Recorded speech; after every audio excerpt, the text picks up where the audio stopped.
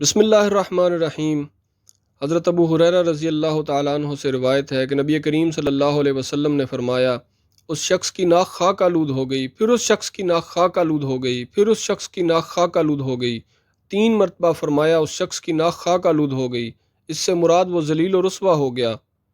صحابہ کرام نے عرض کیا، اللہ کے رسول وہ کون شخص ہے؟ فرمایا، جس نے اپنے ماں باپ یا ان میں سے کسی ایک کو یا دونوں کو بڑھاپے میں پایا تو ان کی خدمت کر کے جنت میں داخل نہ ہوا۔ محترم سامعین کرام، والدین کے ساتھ احسان کرنے کا حکم ہمیں اس کائنات کا مالک اللہ رب العزت دیتا ہے، جو جسے چاہے عزت دے اور جسے چاہے ذلت۔ اللہ کے حبیب صلی اللہ علیہ وسلم نے اس فرمان میں دنیا اور آخرت میں عزت یا ذلت سمیٹنے کا رستہ بتایا ہے۔ اب یہ ہمارے اعمال پر ہے کہ ہم اپنے ماں باپ کی خدمت کر کے دنیا اور آخرت کی کامیابی سمیٹتے ہیں یا ان کی نافرمانی کر کے ذلت اور رسوائی کا طوق اپنے گلے میں ڈالتے ہیں۔